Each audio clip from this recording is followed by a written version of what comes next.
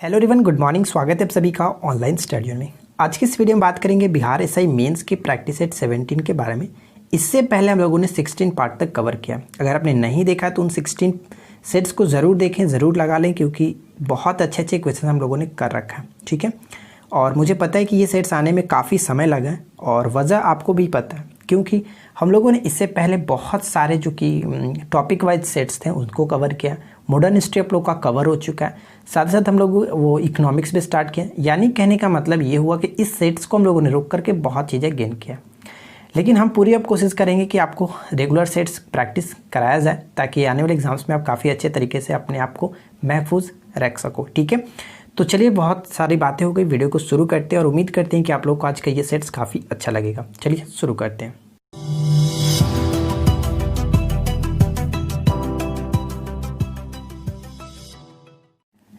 आज के इस वीडियो का फर्स्ट क्वेश्चन ये बनता है कि छोटा नागपुर पठार की सबसे ऊंची चोटी कौन सी है।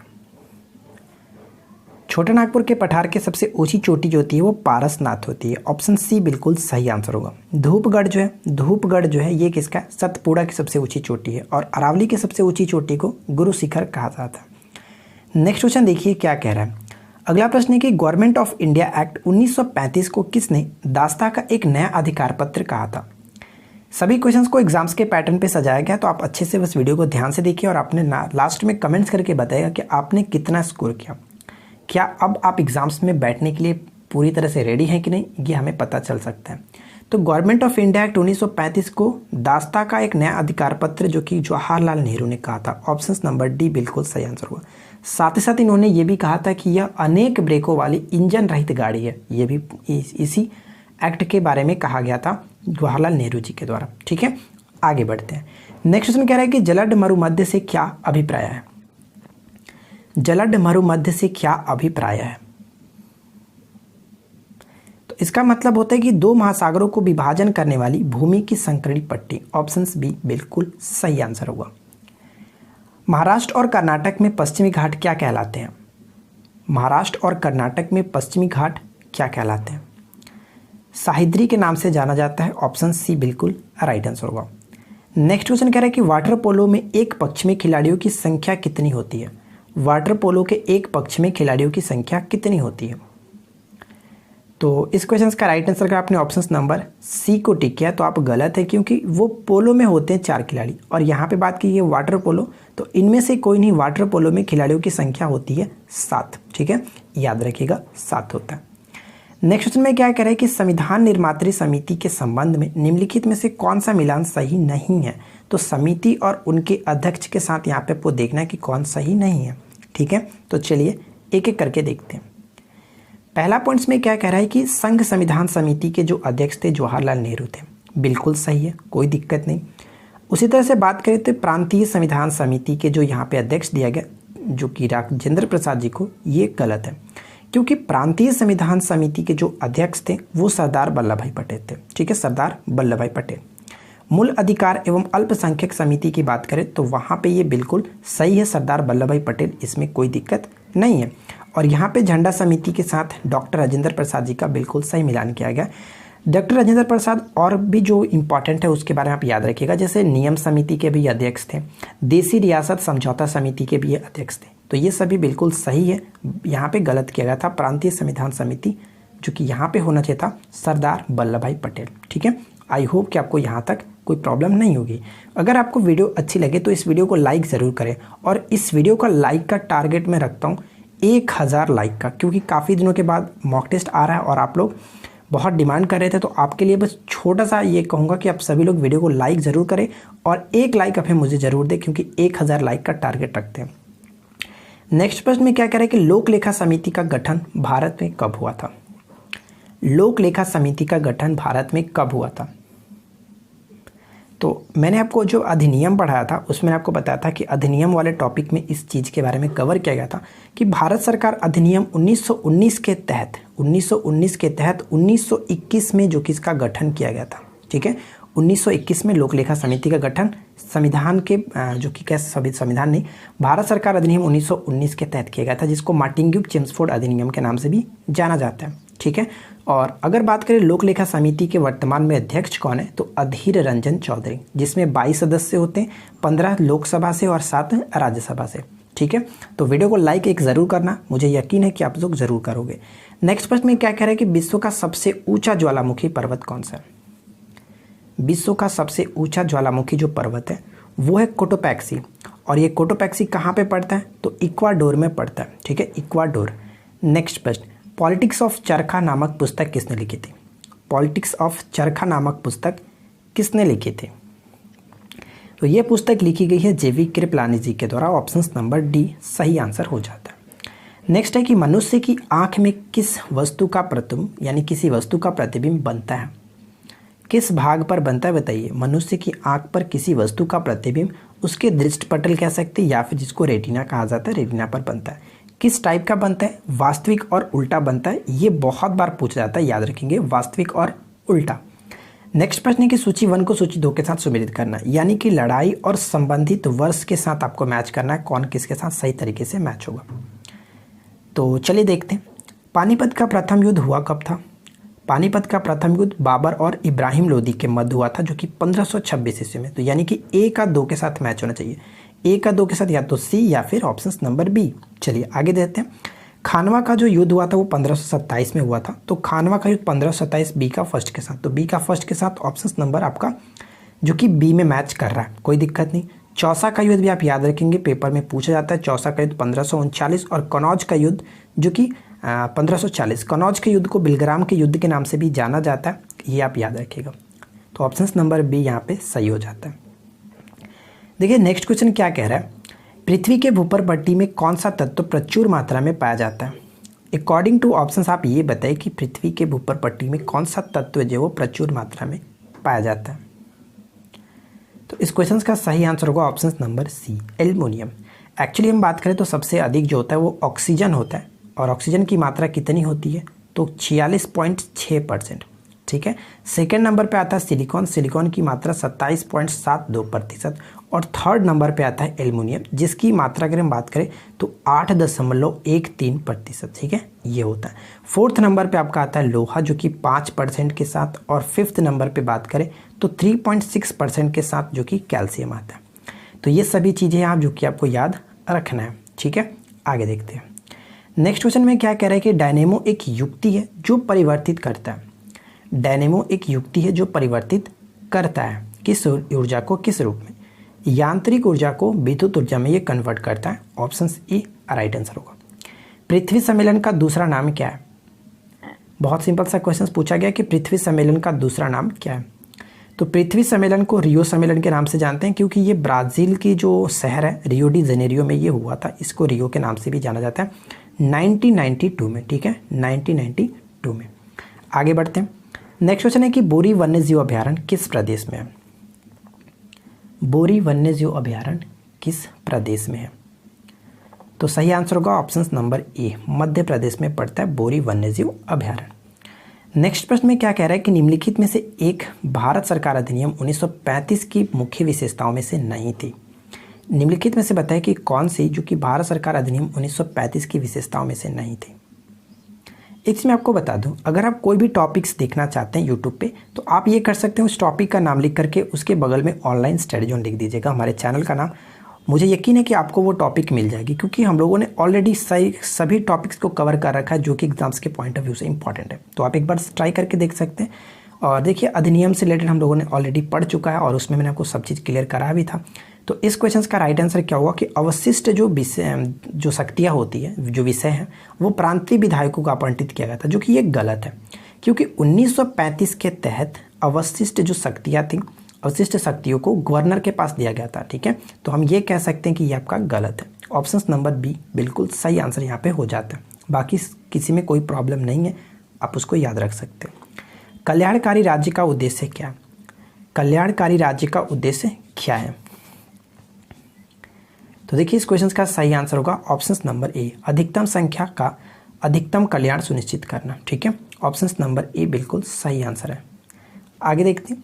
नेक्स्ट प्रश्न कह रहा है कि निम्नलिखित में से किस वाद में उच्चतम न्यायालय प्रस्तुत की उद्देशिका संविधान का भाग है। किस वाद में उच्चतम न्यायालय ने यह प्रस्तुत किया था कि उद्देशिका जो है प्रस्तावना कह सकते हैं, संविधान का भाग है।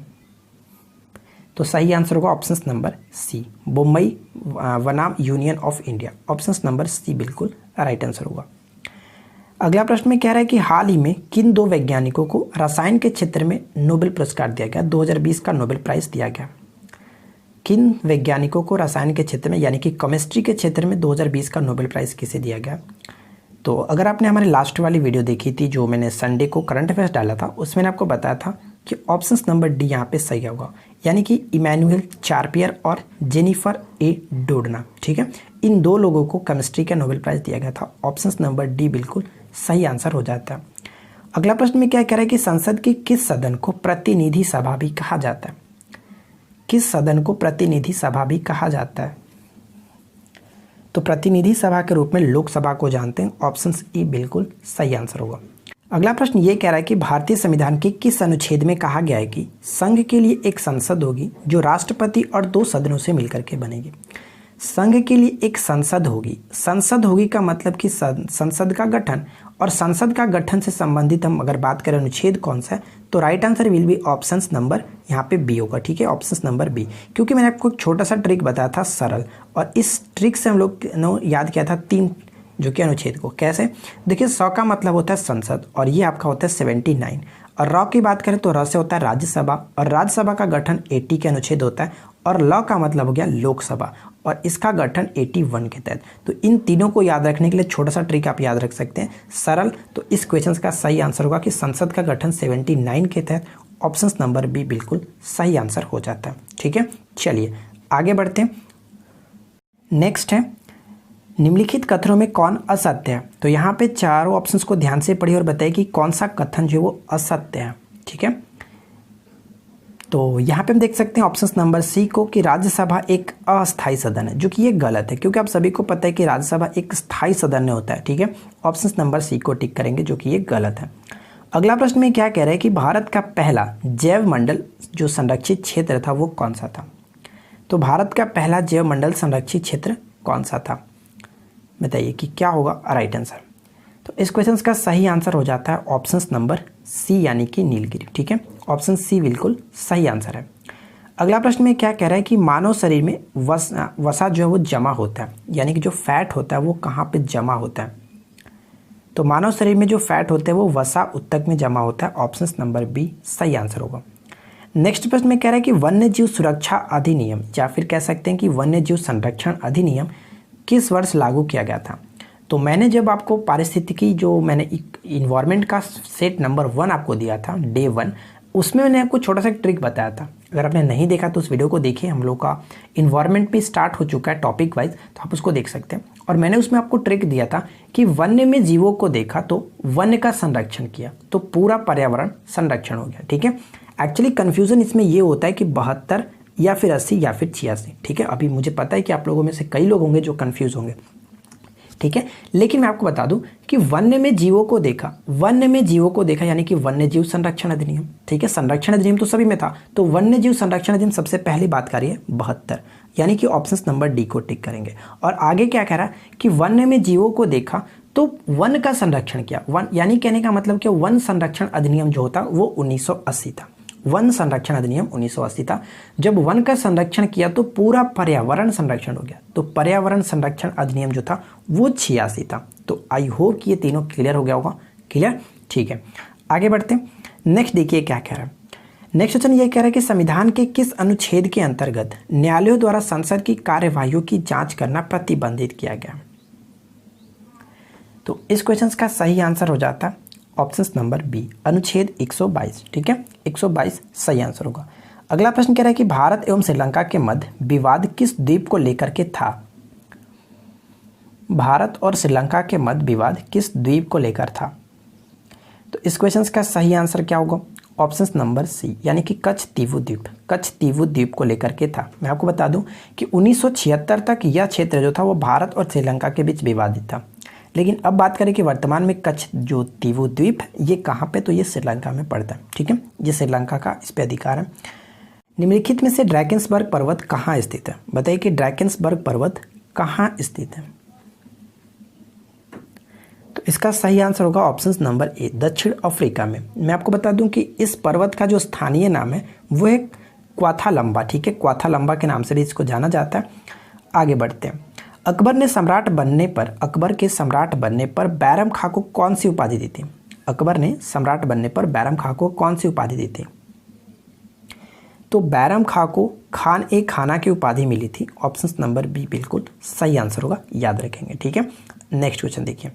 अगला प्रश्न ये कह रहा है कि भंडारी समिति ने किसके संबंध अपनी सिफारिशें प्रस्तुत की थी? भंडारी समिति ने किसके संबंध में अपनी सिफारिशें प्रस्तुत की थी? तो भंडारी समिति ने जो क्षेत्रीय ग्रामीण बैंकों की पुनर्संरचना के लिए उसके संबंध में सिफारिश प्रस्तुत की थी। ऑप्शन सी बिल्कुल सही आंसर होगा। अगला प्रश्न में क्या कह रहा है कि भारत में पहली स्वर्ण रिफाइनरी कहाँ स्थापित की गई थी? भारत में पहली स्वर्ण रिफाइनरी कहाँ स्थापित की गई थी?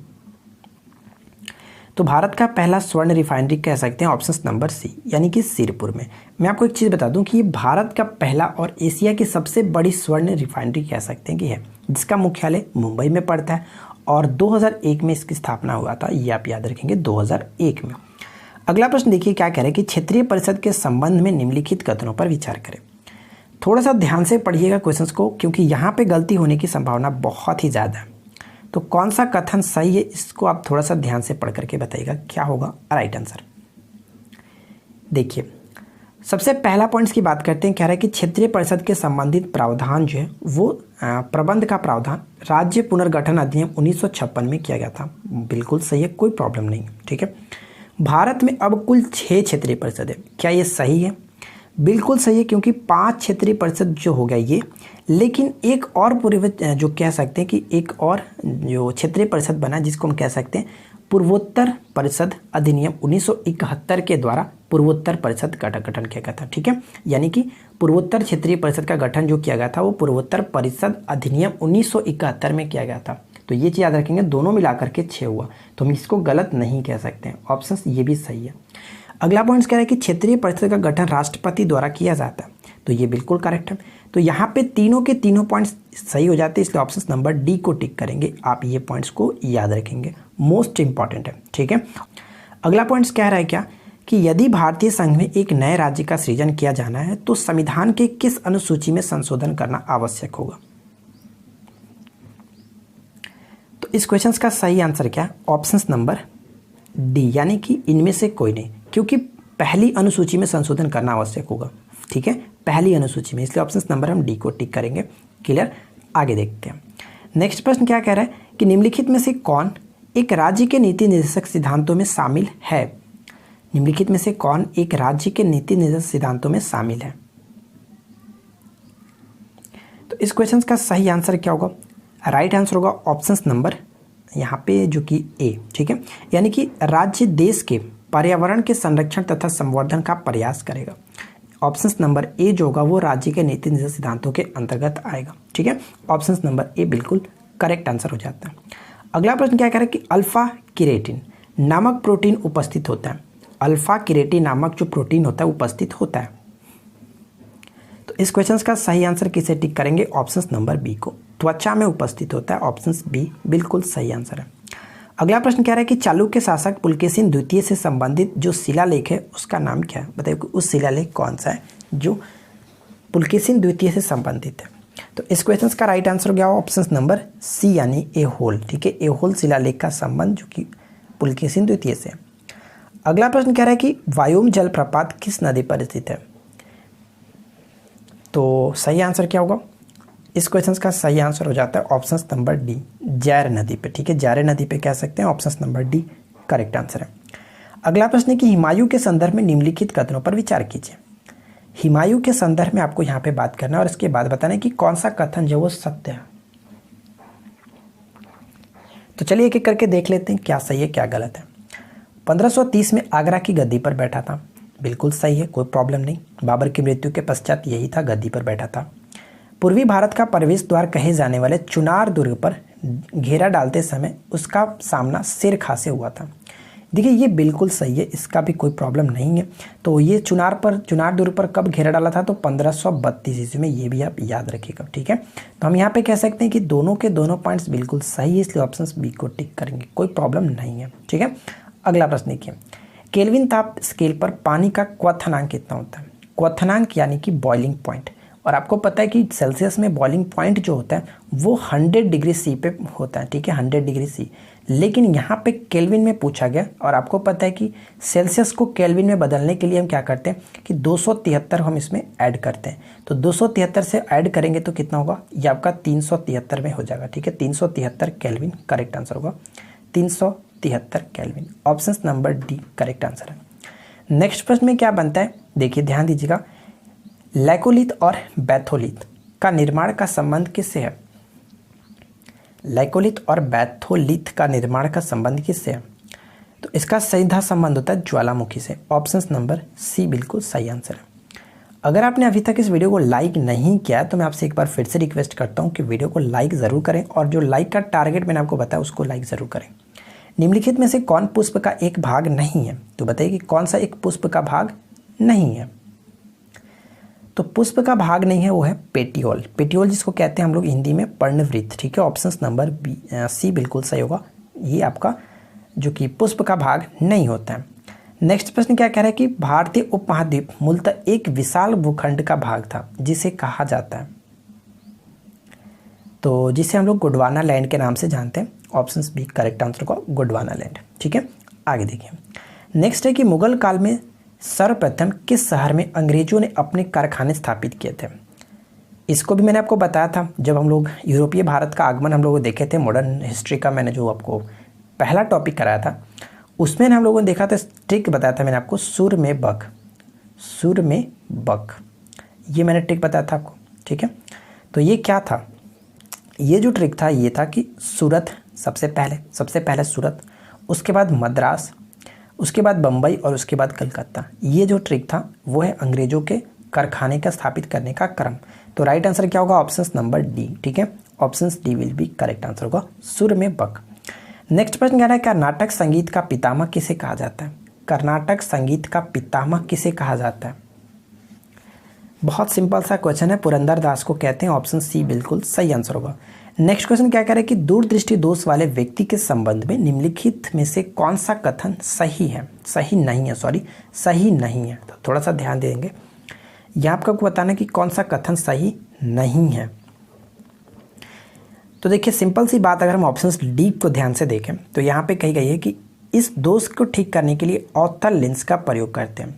बिल्कुल गलत है, अवतल लेंस का प्रयोग नहीं कहता, दूरदृष्टि दोष के लिए उत्तल लेंस का प्रयोग कहता है। इसके लिए छोटा सा तरीका कैसे याद रखते हैं, 2 के लिए 3 और 3 के लिए 4। ठीक है, 2 के लिए यानी कि 2 से दूर, और 3 से यानी कि उत्तल में 3 आता है ना, उत्तल। ठीक है, तो 2 के लिए 3 और 3 के लिए 4, निकट के लिए अवतल, इस तरह से आप याद रख सकते हैं। तो यहाँ पे आपका जो कि उत्तल लेंस होना चाहिए था, ये हमारा गलत है। तो ये सभी चीज़ें जो कि आप आसानी से याद रखेंगे, काफ़ी इंपॉर्टेंट क्वेश्चन ये बन सकता है। अगला प्रश्न क्या रहा है कि बौद्धों के विश्वास के अनुसार गौतम बुद्ध का अगला अवतार किसे माना जाता है? अगला जो अवतार माना जाता है गौतम बुद्ध का अगला अवतार मैत्रेय को, ऑप्शन नंबर सी बिल्कुल सही आंसर होगा, लेकिन अभी तक कोई पुष्टि नहीं की गई है। ठीक है, ये आप याद रखिएगा। अगला प्रश्न कह रहा है कि केंद्रीय कर्मचारी के वेतन पुनरीक्षण हेतु सिफारिश देने के लिए 6ठे वेतन आयोग के अध्यक्ष थे। वेतन पुनरीक्षण हेतु सिफारिश देने के लिए 6ठे वेतन आयोग के जो अध्यक्ष थे वो कौन थे? तो करेक्ट आंसर क्या होगा, ऑप्शन नंबर बी, यानी कि VN Shri Krishna, option B सही आंसर होगा। अगला प्रश्न कह रहा है कि प्रथम मैसूर युद्ध किनके बीच लड़ा गया था? बताइए कि प्रथम मैसूर युद्ध किनके बीच लड़ा गया था? अब मुझे नहीं कहना पड़ेगा कि आपको कोई भी टॉपिक छूटा हुआ हो, तो जो भी छूटा हो आप नीचे कमेंट्स कर देंगे, लेकिन अधिकतर टॉपिक हम लोगों ने ऑलरेडी कवर कर चुका है। जहाँ भी अगर आप फंसते तो आप उस वीडियो को देखिए, क्लियर कीजिए। ठीक है, तो प्रथम जो मैसूर युद्ध हुआ था किनके बीच लड़ा गया था? तो ब्रिटिश और हैदर अली के मध्य, ऑप्शन नंबर बी बिल्कुल सही आंसर होगा। कभी कभी पूछा यह जाएगा कि प्रथम मैसूर युद्ध की जो समाप्ति हुई थी किस संधि के तहत हुई थी? तो मद्रास में मंगलश्री, मैंने ये आपको बताया था, मद्रास में मंगलश्री, यानी कि पहला जो हुआ था वो मद्रास के संधि के तहत खत्म हुआ था। तो ध्यान रखेंगे, ऑप्शन बी राइट आंसर है। नेक्स्ट प्रश्न क्या कह रहा है कि बंधुआ मजदूर उन्मूलन अधिनियम संसद में कब पारित किया गया था? बंधुआ मजदूर उन्मूलन अधिनियम संसद में 1976 में पारित किया गया था। ऑप्शन बी बिल्कुल सही आंसर होगा। नेक्स्ट प्रश्न में क्या कह रहा है कि किस रंग का तरंग दैर्घ्य कम और प्रकीर्णन अधिक होता है? तो ध्यान दीजिएगा, प्रकीर्णन अधिक होना चाहिए, तरंग दैर्घ्य कम होना चाहिए, और वो रंग कौन सा है? तो वो रंग है आपका बैंगनी। ऑप्शन नंबर ए बिल्कुल सही आंसर होगा। ठीक है, option A will be correct answer. जिसका तरंग दैर्घ्य कम होगा उसका प्रकीर्णन अधिक होता है। प्रकीर्णन का मतलब होता है जो कि छितराना। ठीक है, छितराना। तो लाल रंग का जो तरंग दैर्घ्य होता है वो सबसे अधिक होता है। तरंग दैर्घ्य यानी कि ज़्यादा दूर तक जाने के लिए जो कह सकते हैं, ज़्यादा दूर तक दिखाई देता है। जैसे हम लोग रेड कलर को ही सिग्नल के रूप में क्यों यूज़ करते हैं? क्योंकि वो प्रकीर्णन बहुत कम होता है और उसका जो वेवलेंथ है वो काफ़ी अधिक होता है, तरंग दैर्घ्य अधिक होता है, इस वजह से इसका किया जाता है। ठीक है, तो राइट आंसर क्या होगा? Option number A. अगला प्रश्न में क्या कह रहा है कि निम्नलिखित मुगल शासकों में से किसे प्रिंस ऑफ बिल्डर्स के नाम से भी जाना जाता है या फिर पुकारा जाता है? प्रिंस ऑफ बिल्डर्स के नाम से हम लोग शाहजहां को जानते हैं। ठीक है, ऑप्शन नंबर सी बिल्कुल सही आंसर है। अगला प्रश्न कह रहा है कि सम्राट अकबर ने निम्नलिखित में से किस महल का निर्माण फतेहपुर सीकरी में करवाया था? तो बताइए कि फतेहपुर सीकरी में अकबर द्वारा कौन से महल का निर्माण कराया गया था? अकॉर्डिंग टू ऑप्शन सी बिल्कुल करेक्ट आंसर होगा, पंचमहल। ठीक है, पंचमहल का निर्माण। नेक्स्ट प्रश्न ये कह रहा है कि निम्न में से फिजियोक्रेट कौन थे? बताइए कि फिजियोक्रेट जो थे वो कौन थे?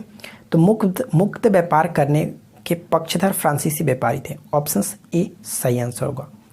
अगला प्रश्न कह रहा है कि फास्फोरस को पानी में क्यों रखा जाता है?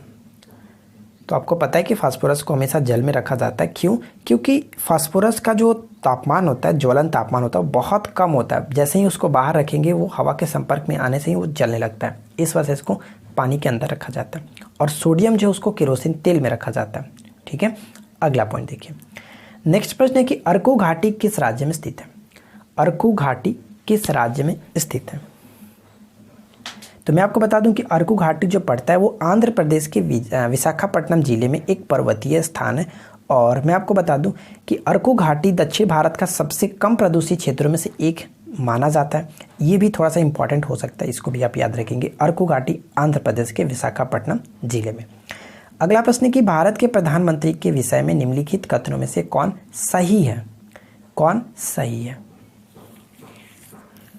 तो देखिए, सही की बात करें तो राइट आंसर होगा ऑप्शन नंबर डी। प्रधानमंत्री मंत्रिपरिषद का वास्तविक नेता होता है, बिल्कुल सही है। बाकी ऑप्शंस जो कि गलत किए गए आप उसको पढ़ सकते हैं। तो यहाँ पे आपका राइट आंसर होगा ऑप्शन नंबर डी। अगला प्रश्न में क्या कह रहा है कि किस वायसराय के शासन में पहला उद्योगशाला अधिनियम पारित किया गया था? तो बताइए, वायसराय से संबंधित भी हम लोगों ने अलग से वीडियो में टॉपिक में देखा हुआ है। तो किस वायसराय के शासनकाल में पहला उद्योगशाला अधिनियम पारित हुआ था? तो और वो कौन थे? तो लॉर्ड जो कि रिपन थे। ठीक है, 1881 में पहला कारखाना अधिनियम पारित हुआ था। तो राइट आंसर हो गया ऑप्शन नंबर डी। ठीक है, अगला पॉइंट देखिए। प्रारंभिक शिक्षा का अधिकार किस अनुच्छेद में है? प्रारंभिक शिक्षा का अधिकार किस अनुच्छेद में है? तो करेक्ट आंसर होगा ऑप्शन नंबर ए, अनुच्छेद 21 के क। ठीक है, ऑप्शन नंबर ए सही आंसर होगा। मीरा सेठ समिति का संबंध किससे था? मीरा सेठ समिति का संबंध किससे था बताइए? तो मैं आपको बता दूं कि मीरा सेठ समिति का संबंध जो है वो हथकरघे के विकास से। Option A will be correct answer. Next question क्या कह रहा है कि स्व पारिस्थितिकी, जिसको ऑटो इकोलॉजी का कहते हैं, इसका अभिप्राय क्या है? स्व पारिस्थितिकी का अभिप्राय क्या है? तो राइट आंसर होगा ऑप्शन नंबर ए, यानी कि व्यक्तिगत जीवधारी का पारिस्थितिकी अध्ययन। ऑप्शन बी बिल्कुल सही आंसर होगा। नेक्स्ट क्वेश्चन देखिए क्या कह रहा है कि भारतीय संविधान की दी गई निम्न अनुसूचियों में से कौन एक राज्य के नामों की सूची तथा उसके राज्य क्षेत्रों का विवरण देती है? और वो अनुसूची है पहली अनुसूची। ऑप्शन नंबर ए सही आंसर होगा, पहली अनुसूची। क्लियर, अगला पॉइंट देखिए। नेक्स्ट प्रश्न कह रहा है कि राइडर एक्स हाल ही में खबरों में था, यह क्या है? राइडर एक्स जो है हाल ही में खबरों में था, यह क्या है? तो ये एक प्रकार का विस्फोटक डिटेक्शन डिवाइस है जिसको पुणे में जो कि अनावरण किया गया था। इसका राइट आंसर होगा ऑप्शन नंबर बी। ठीक है, ध्यान रखेंगे, विस्फोटक डिटेक्शन डिवाइस है। अगला प्रश्न कह रहा है कि वनों के कटान के प्रमुख परिणाम क्या है? वनों के कटान के प्रमुख परिणाम क्या है? तो इसमें सही कथन हमें देखना है। तो सही कथन क्या होगा? वनों की अगर कटाई होता है तो वन्य प्राणियों एवं प्राकृतिक आवास का विनाश होगा, बिल्कुल सही है। जल चक्रण भी प्रभावित होगा, इस पर भी प्रभाव पड़ेगा, ये भी सही है। मृदा अपवर्धन भी होगा, तो बिल्कुल सही है। यहाँ पे तीनों के तीनों पॉइंट्स बिल्कुल सही है। तो कह सकते हो उपरोक्त में से कौन सा कथन सही था, तो ऑप्शन नंबर डी, यानी कि तीनों के तीनों कथन सही था, इसलिए ऑप्शन डी को टिक करेंगे। ठीक है, आगे देखिए। अगला प्रश्न में क्या कह रहे हैं कि खाद्य श्रृंखला द्वारा घातक रसायनों की निरंतर बढ़ती मात्रा क्या कहलाती है। खाद्य श्रृंखला द्वारा घातक रसायनों की निरंतर बढ़ती मात्रा क्या कहलाती है, तो कहते हैं जैव सांद्रण। ऑप्शन नंबर बी सही आंसर होगा, जैव सांद्रण। नेक्स्ट प्रश्न है कि जीवाणुओं के वातावरण के जीवित भाग को किस नाम से जानते हैं। जीवाणु के वातावरण के जीवित भाग को जैविक कारक के नाम से जानते हैं। ऑप्शन नंबर सी होगा, जैविक कारक। ठीक है, ऑप्शन सी करेक्ट आंसर है। नेक्स्ट प्रश्न में क्या बनता है कि पर्यावरण जागरूकता को बढ़ावा देने के उद्देश्य से निम्न में से कौन सी प्रतियोगिता का आयोजन किया जाता है। पर्यावरण जागरूकता को बढ़ाने के लिए कौन सी प्रतियोगिता का आयोजन किया जाता है, वह ग्रीन ओलंपियाड। ऑप्शन ए सही आंसर होगा, ग्रीन ओलंपियाड। अगला प्रश्न में क्या कह रहा है कि किसे राजनीतिक विज्ञान का जनक कहा जाता है। राजनीतिक विज्ञान का जनक किसे कहा जाता है, तो राजनीतिक विज्ञान के जनक के रूप में अरस्तु को जाना जाता है, इसलिए ऑप्शन नंबर हम ए को टिक करेंगे। Option A will be correct answer. Next प्रश्न ये कह रहा है कि निम्न में से कौन गाय की नस्ल नहीं है, तो बताइए कि निम्न में से कौन गाय की नस्ल नहीं है। तो इस क्वेश्चन का राइट आंसर क्या होगा, ऑप्शन नंबर डी, भदावरी जो है, भदावरी कह सकते हैं। तो भदावरी ये भैंस की नस्ल है, ना कि गैस की नस्ल है। तो ब्राउन स्विस ये दोनों विदेशी नस्ल हैं। कॉन्क्रेज जो होती है ये हमारे देश में मिलती है। तो ये तीनों के तीनों गाय की नस्ल है, लेकिन भदावरी जो है ये आपका भैंस की नस्ल है। ठीक है, आगे देखिए। नेक्स्ट प्रश्न कह रहा है कि सीमा पार प्रदूषण का कारण है। सीमा पार प्रदूषण का कारण क्या है। आधे लोग तो कंफ्यूज हो जाएंगे कि सीमा पार प्रदूषण का मतलब क्या होता है। देखिए, सीमा पार प्रदूषण को ही अम्ल वर्षा के नाम से जानते हैं।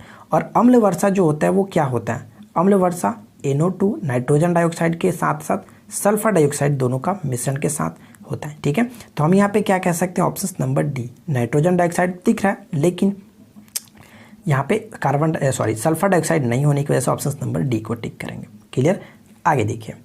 नेक्स्ट प्रश्न में क्या है कि वायु की क्वालिटी को बिगाड़ने के लिए जिम्मेदार कण जिसके कारण महत्वपूर्ण शरीर अंगों को क्षति पहुंचती है, उसका वर्णन किस रूप में किया जाता है।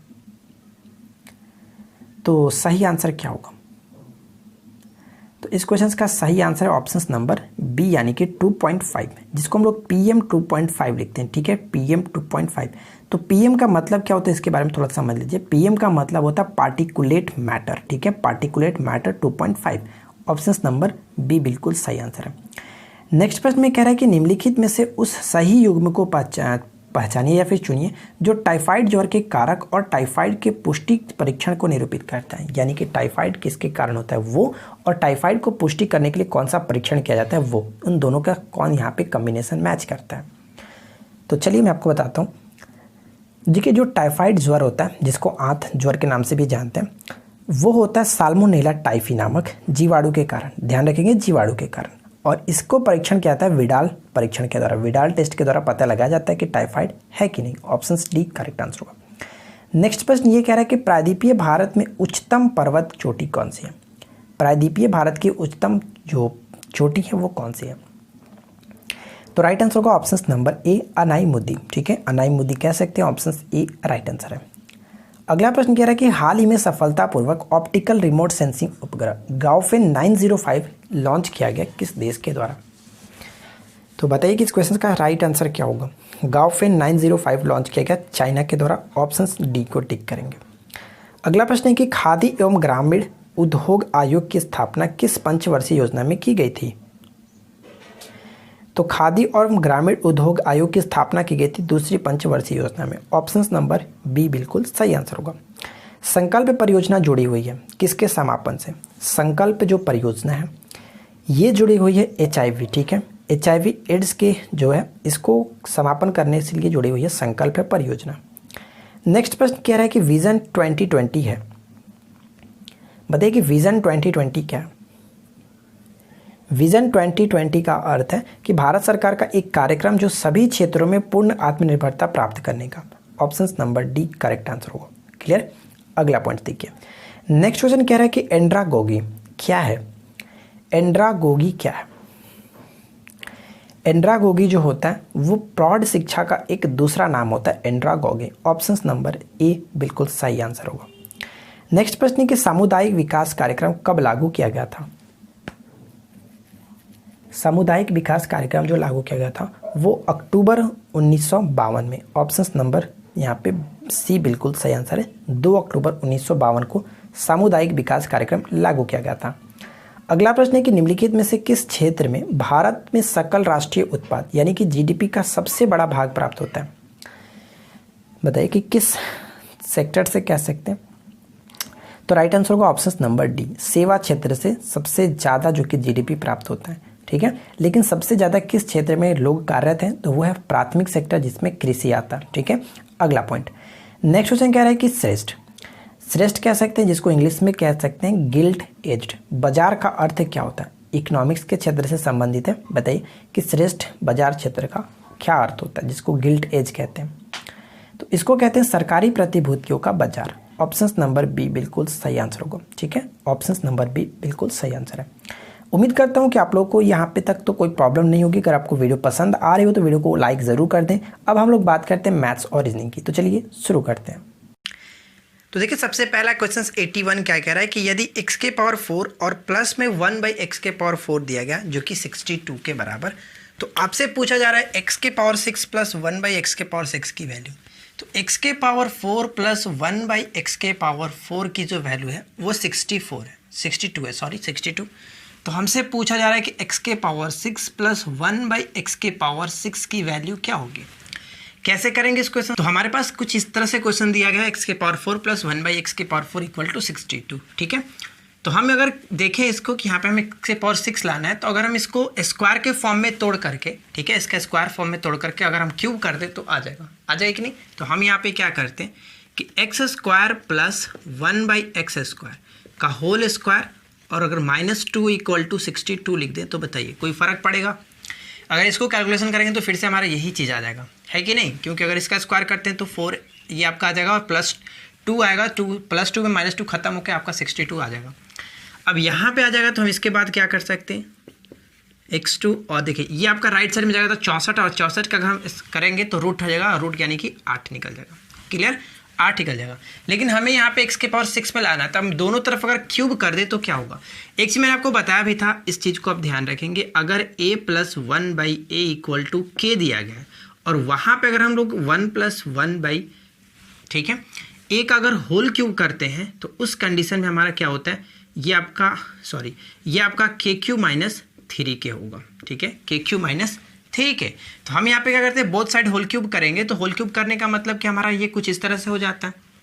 ध्यान रखेंगे, इस तरह से होने का मतलब कि अगर हम क्या कर सकते हैं कि 8 के पावर क्यूब माइनस में 3 गुने 8। ठीक है, 3k का मतलब 3 गुने 8।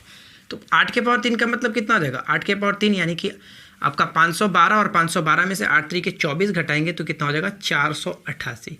तो इस क्वेश्चन का सही आंसर आपका 488, जो कि ऑप्शन नंबर डी को टिक करेंगे। कोई दिक्कत नहीं, आगे बढ़ते हैं।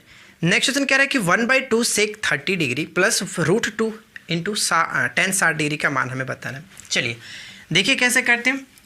1/2 यहाँ पे सेक 60 डिग्री, सॉरी सेक 30 डिग्री है ना, सेक 30 डिग्री और प्लस में √2 tan 60 डिग्री, ये हमारे पास है और इसकी वैल्यू हमें फाइंड आउट करनी है। बहुत सिंपल सा है, सिर्फ और सिर्फ आपको वैल्यू पुट करना है। तो देखिए 1/2 को मैंने लिखा सेक 30 डिग्री। आप कहोगे सेक 30 डिग्री जो होता है cos 30 डिग्री के बराबर, और cos 30 डिग्री का मान √3/2 होता है। तो इसका जस्ट अपोजिट हो जाएगा 2/3। ठीक है, और √2 को मैंने लिखा यहाँ पे tan 60 की वैल्यू कितनी होती है? √3। 2 से 2 आपका खत्म, बचा कितना? 1/√3 और प्लस में आपका हो जाएगा जो कि ये √6। ठीक है, √6। चलो √6 ना लिख करके इसको थोड़ा सा हम इसी तरह से छोड़ देते ताकि आपको करने में आसानी हो जाए, इस तरह से। अभी हम इसका एलसीएम लेंगे तो क्या होगा? अगर एलसीएम लेके इसको सॉल्व करते हैं तो देखिए इसके नीचे आपका √3 होगा। ठीक है, √3 होगा, लेकिन यहाँ पे आपका 1 हो गया। लेकिन अगर इसको हम गुना करेंगे तो √3 से √3 खत्म, तो सिर्फ 3 बचेगा, यानी कह सकते हैं कि 3√2। ये हुआ आपका क्वेश्चन का राइट आंसर, जो कि हम ऑप्शन नंबर ए को टिक कर सकते हैं। कोई प्रॉब्लम नहीं। तो उम्मीद करते हैं कि दोनों क्वेश्चन आपने समझ लिया होगा किस तरह से किया गया। ठीक है, देखिए क्वेश्चन नंबर 83 यहाँ पे क्या कह रहा है कि सूर्य का उन्नयन कोण उस समय कितने अंश का होता है जब खंभे की छाया की लंबाई और उसकी ऊंचाई दोनों बराबर हो। देखिए क्वेश्चन नंबर हमारा 83 है, इसको मैं लिख देता हूँ क्वेश्चन नंबर 83। कैसे करते हैं, क्वेश्चन में कह रहा है कि जब खंभे की छाया की लंबाई उसके ऊंचाई के बराबर है, तो हम ये मानते हैं कि चलिए हमारे पास खंभे की जो ऊंचाई है कुछ x था, तो इसकी छाया की जो लंबाई भी होगी वो दोनों इक्वल है, ये भी आपका x है। ठीक है, तो क्वेश्चन में पूछा जाए कि सूर्य का उन्नयन कोण उस समय, यानी सूर्य अगर यहाँ पे है तो इसका उन्नयन कोण यहाँ पे बनेगा, तो हमें ये कोण बताना है कि कितना होगा। तो कोण यानी कि थीटा के सामने की भुजा को लंब, तो लंब बटे आधार, तो हम लंब बटे आधार किस में जा सकते हैं, tan थीटा इक्वल टू लंब बटे आधार, तो दोनों का मतलब एक हुआ। अब आप ये बताइए कि एक कितने की वैल्यू होता है tan में, क्योंकि दोनों तरफ tan हमें इक्वल करना पड़ेगा, तो 1 की जगह पे tan 45 डिग्री रखते हैं। तो tan से tan खत्म हुआ तो थीटा की वैल्यू कितनी आ गई, 45 डिग्री। बहुत सिंपल सा क्वेश्चन था, right answer will be option C. कोई प्रॉब्लम नहीं, टिक कर सकते हैं। अगला प्रश्न देखिए, नेक्स्ट क्वेश्चन कह रहे हैं कि त्रिभुज XYZ और त्रिभुज PQR समरूप है। ठीक है, और यदि त्रिभुज XYZ की परिधि और त्रिभुज PQR की परिधि का अनुपात जो है वो 16:9 लिखा गया, तो हमें एक और कंडीशन यहाँ पे लिखा गया कि जो कि PQ की लंबाई है वो 3.6 सेंटीमीटर है, तो हमें XY की लंबाई ज्ञात करनी है। देखिए कहने का मतलब ये हुआ कि दो त्रिभुज दिए गए कुछ इस तरह से, और ये दोनों त्रिभुज जो कि समरूप है, ये XYZ और PQ और ये R हो जाता है। ठीक है, तो इसकी अगर हम बात करें तो जो पेरीमीटर यानी कि तीनों तरफ भुजाओं का योग जो है वो 16 है, लेकिन इसकी बात करें तो 9। एक और कंडीशन लिखा गया कि जो कि PQ की जो लंबाई है वो 3.6 है, तो हमें इसकी लंबाई फाइंड आउट करनी है। तो कुछ नहीं करना, दोनों परिधि को नीचे लिखिए 16/9, यानी कि इसके परिधि बटे इसके परिधि लिखा, तो इसके परिधि मैंने इसका ऊपर लिखा है, तो इसका जो भुजा होगा उसको ऊपर लिखेंगे, XY को मैंने ऊपर लिखा, और यहाँ पे इसका जो कि हम लोगों ने 9 लिखा है, तो इसका जो भुजा कितना है 3.6। पॉइंट को हटा करके ऊपर में भेज देता हूँ, तो 9 चौका 36 ये आपका हो जाएगा। ठीक है, 16 चौका 64, और 64 को अगर मैं 10 से डिवाइड करूँगा तो 6.4 XY, तो XY की वैल्यू फाइंड आउट करनी थी, तो आपका राइट आंसर आ जाएगा था 6.4, जो कि ऑप्शन नंबर आप सी को टिक कर सकते हैं। ठीक है, चलिए अगला प्रश्न देखिए क्या कह रहे हैं कि दो संख्याओं का गुणनफल उन संख्याओं के अंतर का 24 गुना है। ध्यान दीजिएगा, अगर आप इस क्वेश्चन को XY मान करके बनाएंगे तो थोड़ा बहुत ज़्यादा लंबा बनेगा, थोड़ा क्या बहुत ज़्यादा लेंदी हो जाएगा, जो कि आपको करने में मुश्किल होगा, लेकिन ऑप्शंस के थ्रू बनाएंगे तो काफ़ी इजी कर सकते हैं। देखिए क्वेश्चंस कह रहा है कि तो बड़ी संख्या क्या होगी, यानी दो संख्याओं का अगर हम योग देखें वो 14 है। ठीक है, 14 है। अगर हम ऑप्शंस को उठाएं, मानते हैं हमारे पास जो ऑप्शंस पहला लिखा गया है 9। ठीक है, चलो यहाँ पे हम लिख देते हैं 9, 8, 7 और 10, ये हमारे पास ऑप्शन लिखे गए। अगर मैं पहला ऑप्शन उठाता हूँ, मान करके चलता हूँ कि बड़ा वाला जो ऑप्शन है वो 9 है, यानी कि बड़ी संख्या 9 है, तो छोटी संख्या क्या होगी, छोटी संख्या होगी 5, तभी तो 9 5 14 होगा। यही तो क्वेश्चन में बोला गया था कि उन संख्याओं का योगफल 14 होना चाहिए। तो अब क्वेश्चंस में ध्यान से पढ़िए क्या कह रहे हैं कि दो संख्याओं का गुणनफल, यानी दोनों संख्या का मैंने गुणनफल किया, और क्वेश्चंस में कह रहा था कि उन संख्याओं के अंतर का 24 गुना है, तो अंतर करूंगा तो 4, तो क्या ये 24 गुना हो रहा है, बताइए। 9 × 5 = 45 और ये 24 × 96, यानी कि हमारा ये गलत हो गया है कि नहीं। अब सेकंड ऑप्शन उठाते हैं। सेकंड ऑप्शन अगर 8 है बड़ी संख्या, तो छोटी संख्या फिक्स है कि आपका 6 होगा, क्योंकि 8 6 14 करना है। ठीक है, अब इन दोनों का गुणनफल कह रहा है, इन दोनों का गुणनफल इसके अंतर का 24 गुना है। तो देखिए 8 × 6 = 48, 24 × 2 = 48, करेक्ट हो जाता है कि नहीं आ जाता है, यानी हम राइट आंसर किसे टिक करेंगे, ऑप्शन नंबर बी को टिक करेंगे, जो कि बड़ी संख्या 8 है। ठीक है, उम्मीद करते हैं कि ये चीज़ आपने समझ लिया होगा।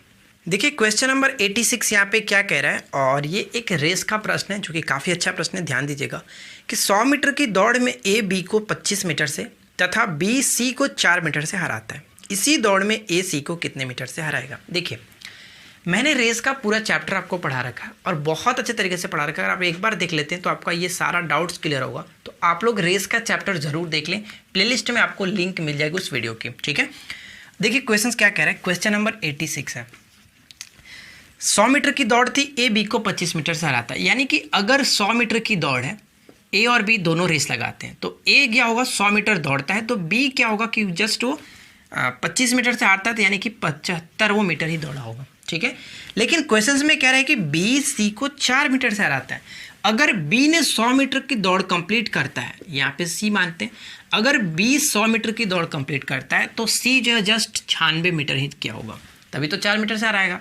अब क्वेश्चंस को थोड़ा सा सॉल्व करने के लिए इसको हम तोड़ लेते हैं, आसान कर लेते हैं। तो इन दोनों रेशियो को देखें तो 25 चौका आपका 100 और 25 तिहाई 75, और इसको देखें तो 25 चौका 100 होगा और 24 चौका 96, ठीक है।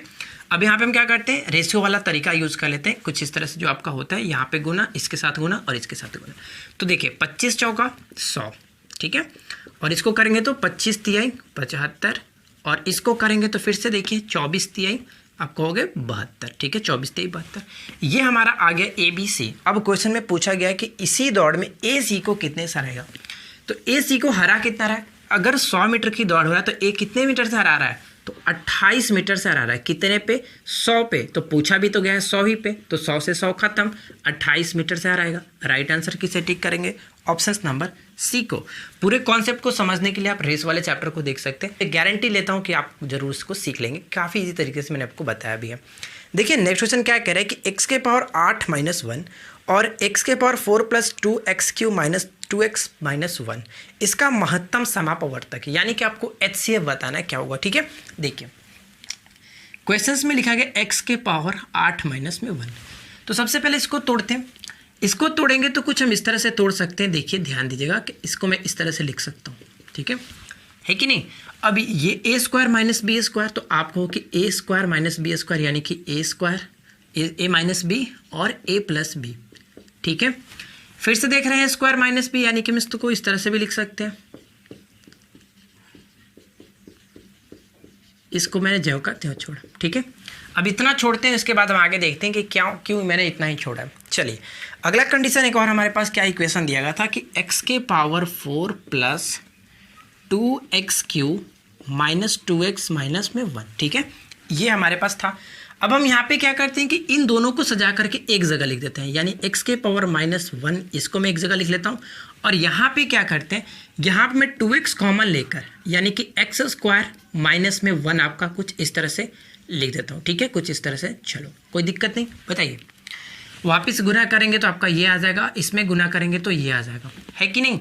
अब यहाँ पे ध्यान देगा कि x² - 1 और ये x² + 1, ठीक है। प्लस का साइन दिया मैंने, यहाँ पे आपका देखिए 2x x² - 1 ज्यों का त्यों है, कोई फर्क नहीं पड़ा। अब हम क्या करते हैं कि दोनों इक्वेशंस में से x² - 1 कॉमन करते हैं, तो x² - 1 अगर मैंने कॉमन किया तो बचा क्या, x² + 1 + 2x, ठीक है। अब इस तरह बचा है, तो आप ये बताइए कि दोनों में क्या कॉमन हो रहा है, दोनों में कॉमन क्या हो रहा है। HCF का मतलब होता है कि दोनों में जो कॉमन हो, हाईएस्ट कॉमन फैक्टर, तो हाईएस्ट कॉमन फैक्टर आपका दोनों में क्या लिख रहा है, x² - 1 x² - 1, तो करेक्ट आंसर हम क्या टिक करेंगे, जो हमारा HCF बना वो बना x² - 1, यानी कि राइट आंसर हमारा क्या हो जाएगा, ऑप्शन नंबर ए, ठीक है। तो उम्मीद करते हैं कि ये बात आपने समझा होगा किस तरह से यहाँ पे कैलकुलेशन किया गया। चलिए आगे बढ़ते हैं। देखिए क्वेश्चन नंबर 88 यहाँ पे क्या कह रहा है कि श्रृंखला 2 + 4 + 6 + 198 का मध्य पद का मतलब हम यहाँ पे कह सकते हैं कि हमें औसत निकालना है, ठीक है। देखिए क्वेश्चन नंबर कितना है, क्वेश्चन नंबर 88 है। हमारे पास जो टर्म्स दिए गए क्या है, 2 + 4 + 6 + ... + 198, ठीक है। तो सिंपल सी बात है, आपको पता है कि हमें जो औसत निकालना होता है कैसे करते हैं। औसत निकालने के लिए बहुत सिंपल सी बात ये की जाती है कि पहला पद और प्लस में जो आखिरी पद, इन दोनों को जोड़ करके 2 से डिवाइड कर दीजिए। तो 200/2 करेंगे तो कितना आएगा, 100 आएगा। करेक्ट आंसर आपका राइट आंसर हो जाएगा ऑप्शन नंबर डी, कोई प्रॉब्लम नहीं होनी चाहिए। इसको बनाने के लिए आप एपी का मेथड भी यूज़ कर सकते हैं, उसमें भी कोई प्रॉब्लम नहीं आएगा, सेम टू सेम कंडीशन यही आता है। देखिए क्वेश्चन नंबर 89 कैसे करते हैं, इसको थोड़ा सा ध्यान से समझिएगा। क्वेश्चन नंबर 89 ये कह रहा है कि यह एक व्यापारी 2 वस्तुओं को 1875 रुपये प्रति वस्तु के दाम से बेचता है, यानी कहने का मतलब ये हुआ कि 1875 रुपये में एक वस्तु को बेचता है। दोनों को बेचेगा तो कितना बेचेगा, 18 दूनी के 36 और 150 आपका 3750, टोटल वो बेच रहा है आपका ये SP हो जाता है 3750 रुपये में, ठीक है। लेकिन क्वेश्चंस में अब कंडीशन में क्या दिया गया, यदि उसे एक वस्तु को 25% के लाभ पर, तो ध्यान दीजिएगा अगर वो 1875 रुपये में बेचता है तो हम मानते हैं कि उसका क्रय मूल्य कितना रहा होगा, जिसको x मान लेते हैं, और 25% के पहले प्रॉफिट में वो बेच रहा है। तो अब यहाँ से इसका कैलकुलेशन करते हैं, 25 से कटाते हैं, 25 25 125, 25 7 175 होता है, यहाँ पे मैंने 7 लिखा, और बचा यहाँ पे 12, और 12 यानी कि 5 फिर से 125, और 25 5 आपका हो जाता है 125। तो 25 से इसको 5 से कटाए तो 15 बचे 75, यानी कि x की जो वैल्यू होगी वो कितना हुआ 1500 रुपये। 1500 रुपये में खरीद करके 1875 रुपये में 25% के प्रॉफिट पर बेचा था, ठीक है। लेकिन एक और कंडीशन ये दिया गया कि दूसरी वस्तु को उसने 25% के हानि पर बेचा है। बेचा कितना में, इतना ही में बेचा है, 1875 में ही बेचा है, लेकिन 25% के जो कि लॉस के अनुसार। तो लॉस यहाँ पे 75 करेंगे। तो देखिए अब फिर से इसको कटाते हैं, 25 से कटाएंगे तो 25 तिहाई 75, और 25 से हम लोगों ने ऑलरेडी कटाया था इसको स्टार्टिंग में, तो 75 आया था, ऊपर में देख सकते हैं। और इसको कटाएंगे तो 25 होगा। तो देखिए अब यहाँ पे x की जो वैल्यू कितना आ गया 2500 आ गया, यानी कि उसने वस्तु को खरीदा था 2500 रुपये में, और उस पर 25% का लॉस कमा करके उसको बेच रहा था कितना 1875 में, ठीक है। तो अब ये बताए कि ये दोनों क्या था, ये दोनों जो है इसका कॉस्ट प्राइस था, यानी कि खरीदा था एक वस्तु को 50 एक वस्तु को 1500 रुपये में और दूसरे वस्तु को 2500 रुपये में। तो टोटल इसका सीपी हुआ कितना, टोटल सीपी हुआ 4000 रुपये। लेकिन भैया ने बेचा कितना में था, बेचा था उन्होंने 3785 रुपये में। तो आप बताइए कि लॉस कितना हुआ। तो आप कहोगे लॉस जो हुआ 250 रुपये का लॉस हुआ, और यही तो क्वेश्चन में पूछा गया था, यानी ऑप्शन नंबर हम बी को टिक करेंगे। अगर परसेंटेज पूछता तो आप क्या करते, कुछ नहीं, 250 बट्टे में 4000 गुने 100 कर लेते, ठीक है। चलिए अगला प्रश्न देखते हैं। नेक्स्ट क्वेश्चन देखिए क्या कह रहा है कि ए और बी किसी काम को क्रमशः 9 दिनों में और 15 दिनों में कर सकते हैं। ए जो है वो 9 दिन में कर सकता है, बी जो है उसको 15 दिन में कर सकता है। दोनों कैल्शियम लेंगे तो टोटल वर्क निकलेगा जो कि 45, 9 पचे 45, 15 तिया 45, ठीक है। अब क्वेश्चन में कह रहा है कि यदि वे बारी बारी से एक एक दिन काम करते हैं, बारी बारी से एक एक दिन काम करते हैं, तो सबसे पहले हम निकालते हैं कि इन दोनों मिलकर के एक दिन में 5 यूनिट, 2 दिन में ये आप करता है, अगले दिन यानी कि एक दिन में ये 3 यूनिट। तो टोटल अगर हम देखें तो 2 दिन में इन लोगों ने मिलकर के कितना यूनिट काम किया, 5 दिन 8 यूनिट, 8 यूनिट का काम किया, लेकिन काम करना है कितना 45 यूनिट। आप बोलो कि इसके नज़दीक जाने के लिए कितना से गुना करें, तो 45 जाना 8 पचे 40, अगर दोनों तरफ 5 से गुना कर दे तो इसके नज़दीक आ जाएंगे, यानी कि 5 से गुना करते हैं तो 10 दिन में 8 पचे 40 यूनिट का काम खत्म होगा। अब बचा कितना, शेष हमारे पास 5 यूनिट और कराना है, 40 यूनिट खत्म, 5 यूनिट बचा। अब करेगा कौन, जब यहाँ पे आप देख रहे हैं कि सम संख्या आ गया है, यानी कि ये अगर इसने स्टार्ट किया हो तो यहाँ तक कंप्लीट हो गया, ठीक है, 10 आ गया तो यहाँ तक कंप्लीट। अब करेगा कौन, ए करेगा। तो ए की करने की क्षमता कितनी है कि एक दिन में, ठीक है, एक दिन में वो 5 यूनिट कर सकता है। तो कराना भी तो हमें 5 ही यूनिट है, तो कहने का मतलब एक दिन और लगेगा, 10 दिन पहले से और एक दिन और, टोटल कितना 11 दिन में इस काम को ख़त्म किया जा सकता है, जो कि ऑप्शन नंबर बी को टिक करेगा, ठीक है। तो मैथ्स के प्रॉब्लम में, मैथ्स के क्वेश्चन में मुझे नहीं लगता कि आपको प्रॉब्लम होगी। अब बात करते हैं रीजनिंग के क्वेश्चंस की। देखिए अगला प्रश्न यहाँ पे क्या कह रहा है, क्वेश्चन नंबर 91, 41 का रेशियो 4 और उसके साथ समानुपात दिया गया 37 का अनुपात पूछा जा रहा है, क्या होगा। देखिए क्वेश्चन नंबर 91 बहुत ही सिंपल सा क्वेश्चन है। 41 का रेशियो जो है वो 4 के साथ है, तो हमसे पूछा गया कि समानुपात 37 का अनुपात बताइए क्या होगा।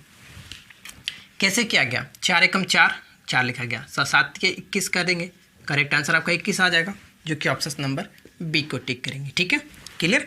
अगला प्रश्न देखिए, क्वेश्चन नंबर 92 क्या कर रहा है, इसमें तो कुछ बनाना जरूरत नहीं है, बस सिंपल से समझना है कि एक विशिष्ट कोड में भाषा में आकाश का अर्थ लाल, लाल का अर्थ टमाटर, टमाटर का अर्थ दूध और दूध का अर्थ मृदा होता है और मृदा का अर्थ सफ़ेद होता है। तो दी गई भाषा में पौधा कहाँ उगता है, तो बताइए कि पौधा उगता है मिट्टी में, और मिट्टी के लिए भाषा यहाँ पे प्रयोग किया गया सफ़ेद, तो कह सकते हैं कि सफ़ेद होगा। Right answer will be option B सफ़ेद, ठीक है। क्वेश्चन नंबर 93 देखिए, 93 में क्या कह रहा है, यहाँ पे एक सीरीज दिया है, चलो सीरीज को पहले पूरा कर लेते हैं। सीरीज क्या लिखा गया, 46, 41, ये हमारे पास एक सीरीज लिखा गया, और इस सीरीज में हमें मिसिंग नंबर को फाइंड आउट करना है कि यहाँ पे क्या होगा, ठीक है। चलिए सबसे पहले देखते हैं कि किया क्या गया। तो अगर हम यहाँ पे देखें तो -5, चलो -5, और इसके बाद देखिए -6, फिर से -5, और कह सकते हैं कि -6 आएगा, और -6 आने का मतलब कि अगर 30 में से -6 करते हैं तो कितना होगा 24, करेक्ट आंसर हो जाएगा, जो कि ऑप्शन नंबर बी को टिक करेंगे। ठीक है। चलिए अगला प्रश्न देखिए क्या कह रहा है। यहाँ पे एक मैट्रिक्स दिया गया और इस मैट्रिक्स को पहले मैं ड्रॉ कर लेता हूँ। यहाँ पे हमारे पास है क्वेश्चन नंबर 94, ठीक है। 94 दिया क्या गया 7 8 2, उतना फुर्सत नहीं कि हम बोली, और यहाँ पे है 5 6 और वाट, ठीक है। अब हमें बताना है कि वाट के जगह पे क्या हुआ। तो सबसे पहले पैटर्न को समझ लेते हैं कि पैटर्न में किया क्या गया। देखिए अगर हम इस पैटर्न को यहाँ से देखें तो क्या किया गया, 7 2 9 और 9 और 9 18, यानी कि 18 हो गया, ठीक है। उसी तरह से यहाँ पे देखो 8 3 11 1 12 12 6 18, ठीक है 18, तो ये भी फिक्स है कि 18 ही आना चाहिए। 7 3 10 10 2 12, 12 में कितना जोड़ा जाएगा 18 होगा, तो आपको कहोगे 6, तो वाट की जगह पे हमारा क्या आ गया 6, जो कि ऑप्शन नंबर हम डी को टिक करेंगे। क्लियर, कोई प्रॉब्लम नहीं। 7 3 10 10 2 12 6 18, ठीक है। आगे बढ़ते हैं। देखिए नेक्स्ट क्वेश्चन क्या कह रहा है। यहाँ पे आपका एक जो कि अल्फ़ाबेट दिया गया, इसको सजाना है मीनिंग के फॉर्म में, तो अल्फ़ाबेट के अकॉर्डिंग हमें सजाना है। तो देखिए सबसे पहले हम यहाँ पे देखें तो क्या आएगा, सबसे पहले CLA, तो CLA यानी कि सबसे पहले आपका आएगा 5, CLA 5, और उसके बाद अगर हम देखें तो C के बाद L के बाद I, ठीक है, I आएगा, यानी हम ये कह सकते हैं कि 2 आएगा। आई के बाद अगर हम देखें तो ऊपर में एक क्लोन है और उसके बाद क्लटर है, तो क्लटर नहीं आएगा, पहले ओ आएगा, तो क्या कहेंगे 5 2 1, ठीक है, 1 आएगा। और उसके बाद हम कह सकते हैं कि जो कि यू आएगा, तो यानी कि 3, और लास्ट में आपका सी और आर 4। तो ये कंडीशन देखते हैं कि कहाँ बन रहा है 52 134, तो 52 134 जो कि ऑप्शन नंबर आपका सी में दिया गया, ठीक है। चलिए आगे बढ़ते हैं और देखिए नेक्स्ट क्वेश्चन क्या कह रहा है। अगला प्रश्न ये कह रहा है कि बॉबी का जन्मदिन, ठीक है, बॉबी का जन्मदिन 5 जून सोमवार को हुआ था। ध्यान दीजिएगा 5 जून सोमवार, ये मैंने क्वेश्चन आपको कराया था कैलेंडर में जब पढ़ा रहा था। चलो यहाँ पे कर लेते हैं। 5 जून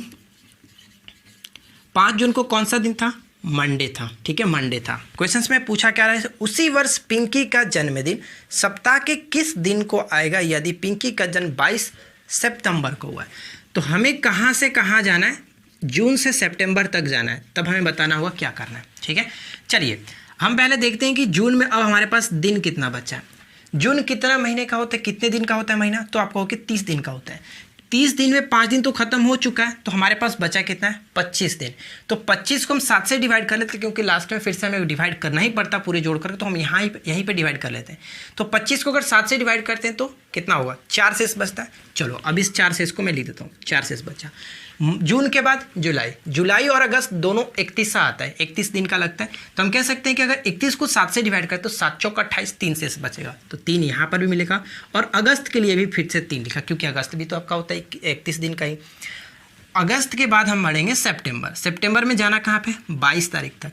22 को अगर हम 7 से डिवाइड करें तो 7 या 21, 1 शेष बचता है। चलो 1 शेष बचा, तो अब इसको जोड़ के देखिए, 3 3 6 6 4 10 और 1 11 आ गया, यानी कि 7 से ज़्यादा है। तो 7 से ज़्यादा फिर से 7 से डिवाइड करेंगे, तो 7 से डिवाइड करें तो 7 जो कि हम कह सकते हैं कि 4 शेष बचेगा। अब 4 शेष को आप मंडे में जोड़ लीजिए, तो मंडे में जोड़ेंगे तो कितना हो जाएगा, मंडे 1 नंबर पे आता है, 4 और 1 5, 5 नंबर पे आपका फ्राइडे आता है, जो कि हम कह सकते हैं ऑप्शन नंबर किसको टिक करेंगे, Friday. Option C will be correct answer, ठीक है। सी को टिक कर सकते हैं बिना किसी दिक्कत के। आई होप कि ये बात आप समझ रहे हैं, क्लियर। देखिए क्वेश्चन नंबर यहाँ पे 97 क्या कह रहा है कि नीचे दिए गए डिजाइन को मोड़ करके नीचे दिए गए 4 घनों में से कौन सा बनाया जा सकता है, ठीक है। देखिए यहाँ पे सबसे पहले एक चीज़ समझना होता है आपको, मैं वो समझाने की कोशिश करता हूँ। देखिए 97 है और यहाँ पे आपका पहले जो डिजाइन दिया गया कुछ इस तरह से, एफ ऊपर लिखा गया, ई इसके नीचे है, बी है, सी है और इसके बगल में डी है, ठीक है। देखिए इसका मतलब ये होता है कि ये दोनों आपस में विपरीत होंगे। अगर ये विपरीत है यानी कि अगर ये ऊपर है तो ये नीचे होगा। जब ये ऊपर और नीचे होते हैं तो ये फलक हम नहीं देख सकते हैं। जैसे कि अगर आप ऑप्शंस में देखिए, पहला ऑप्शंस में क्या लिखा गया, देखिए पहला हम इसको क्या करते हैं, एक बार हम इसको ड्रॉ कर लेते हैं, ठीक है। मैं आप पहले ऑप्शंस यहाँ पे बना लेता हूँ ताकि आपको समझा सकूँ। यहाँ पे बी और यहाँ पे ई, ठीक है, ये आपका पासा हो गया और ए, ठीक है। ये हमारे पास है कुछ जो कि दिया गया ए बी सी और डी, ऑप्शन से कौन इसमें बनाया जा सकता है पूछा रहा है। तो मैंने आपको बताया कि बी और सी देखिए आपस में एक दूसरे के विपरीत है। अगर ऊपर में एफ होगा तो नीचे आपका बी होगा। तो अब देखिए ये दोनों पास से एक जगह दिख रहा है, कभी पॉसिबल ही नहीं है, तो हम कह सकते हैं ये गलत हो गया। ठीक है, उसी तरह से अगर हम देखें तो सी और ई, ठीक है, ई और सी जो होना चाहिए, ये दोनों एक दूसरे के विपरीत हैं। विपरीत है तो ये ऊपर में पासा नहीं दिख सकता, अगर ऊपर ई है तो नीचे हमें सी होगा, सी नहीं दिखना चाहिए। तो अगर हम इसमें देखें तो बी और सी देखें, ठीक है, ई और सी दोनों दिख रहा है, तो कह सकते हैं कि ये भी हमारा नहीं हो सकता, नहीं बन सकता है। अब उसी तरह से अगर हम यहाँ देखें तो ए यहाँ पे और डी यहाँ पे, अगर डी को हम स्लाइड करके घसका दें तो ये आपका कुछ इधर हो जाएगा। तो ये देखिए कि ये भी इस दूसरे के विपरीत है, तो ये विपरीत है, तो यानी कि ए और डी ये भी नहीं बन सकता है। अब बात करते हैं बचा हमारा ये, तो करेक्ट आंसर तो बी हो गया, लेकिन जो फॉलो कर रहा है उसको देखते हैं। अगर एफ ऊपर है तो बी देखिए इसमें कहीं नहीं दिख रहा है, जो कि दिखना नहीं चाहिए था, बिल्कुल सही है, नहीं दिख रहा है। अगर डी यहाँ पे है तो इसका विपरीत ए हो रहा है, नहीं दिख रहा है इसमें भी, यानी कि ये भी फॉलो कर रहा है। अगर ई ऊपर में है तो इसके नीचे सी होना चाहिए, देखिए यहाँ पर सी कहीं नहीं दिख रहा है, तो करेक्ट आंसर हमारा यही पासा हुआ, जो कि ऑप्शन नंबर हम बी को टिक करेंगे। आई होप कि ये कॉन्सेप्ट आप समझ रहे हैं किस तरह से किया जाता। ठीक है, देखिए अगला प्रश्न ये कह रहा है कि दी गई आकृति में कितने त्रिभुज है। तो सबसे पहले मैं त्रिभुज के लिए इस फिगर को ड्रॉ कर लेता हूँ, ताकि हम आसानी से इसको बता सके कि कितना त्रिभुज है। ठीक है,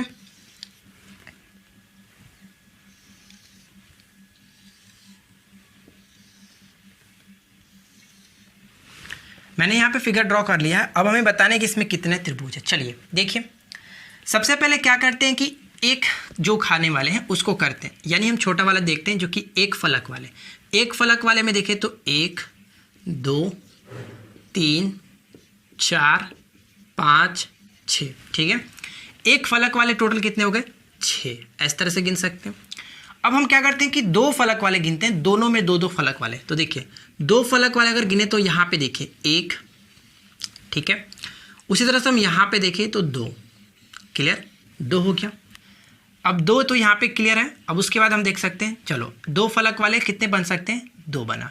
उसी तरह से यहाँ पे देखिए 3 ये बनेगा और यहाँ पे अब नीचे 4 बनेगा, टोटल जहाँ 4 यहाँ पे बना, 2 फलक वाले हो गए। अगर हम 3 फलक वाले देखें तो कितना होगा, 3 फलक यानी कि तीनों में आ सकता, तो एक बड़ा वाला त्रिभुज आपका ये बनेगा और उसी तरह से एक बड़ा वाला त्रिभुज यहाँ से ये बनेगा।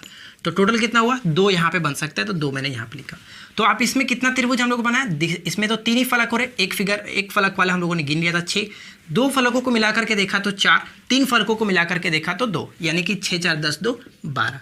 करेक्ट आंसर हमारा कितना हो जाएगा, ऑप्शन नंबर किसे टिक करेंगे, ऑप्शन नंबर बी को, जो कि इसमें 12 त्रिभुज को काउंट किया जा सकता है। ठीक है, तो आई होप कि आप ये समझ रहे हैं किस तरह से यहाँ पे किया गया। चलिए आगे बढ़ते हैं। अगला प्रश्न ये कह रहा है कि एक आदमी 9 किलोमीटर पूर्व की ओर, उसके बाद 12 किलोमीटर दक्षिण की ओर। तो देखिए पूर्व की ओर का मतलब क्या हुआ कि वो राइट हैंड की तरफ इधर हम जा सकते हैं, क्योंकि हमारा जो डायरेक्शन क्या होता है, ऊपर नॉर्थ, नीचे साउथ, इधर ईस्ट और हमारा लेफ्ट हैंड जो कि वेस्ट हो गया। ठीक है, तो वो क्या करता है कि पूर्व की तरफ कितना 9 किलोमीटर चलता है, यहाँ से यहाँ तक गया, ठीक है, मानते हैं यहाँ से यहाँ तक गया, और उसके बाद यहाँ जाने के बाद वो नीचे की तरफ यानी दक्षिण की दिशा में 12 किलोमीटर चलता है।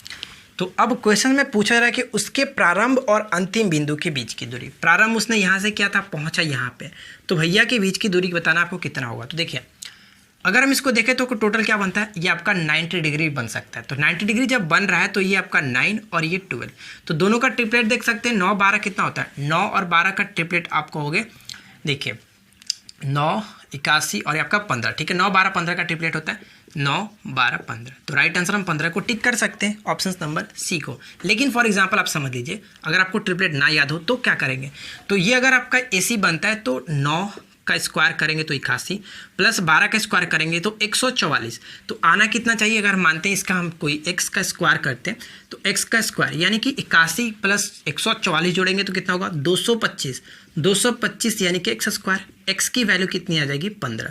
किस तरह से किया गया, अगर इसको A B C मानोगे तो क्या बनेगा, ये पाइथागोरस थ्योरम लगा करके हम यहाँ पे निकाल सकते हैं।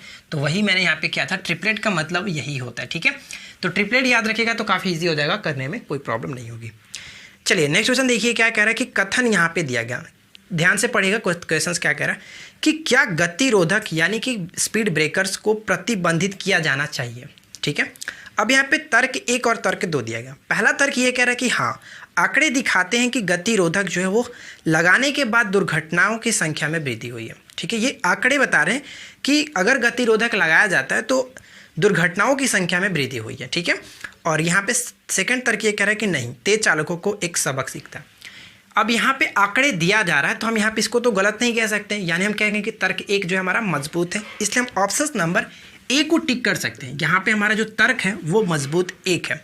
लेकिन अगर हम तर्क 2 को देखें तो नहीं, ये तेज चालकों के लिए सबक सिखाता है, इसमें कोई तर्क नहीं मिलता है, क्योंकि यहाँ पे पहला कुछ ज़्यादा मजबूत हो रहा है, क्योंकि यहाँ पे आंकड़े दिखा रहे हैं, आंकड़े बता रहे हैं कि जो गतिरोधक स्पीड ब्रेकर है वो क्या करते हैं कि दुर्घटना जब से वो लगे हैं दुर्घटना की संख्या में वृद्धि हुई है। तो कुछ इस तरह से कह सकते हैं कि हमारा ऑप्शन ए सही हो जाता है।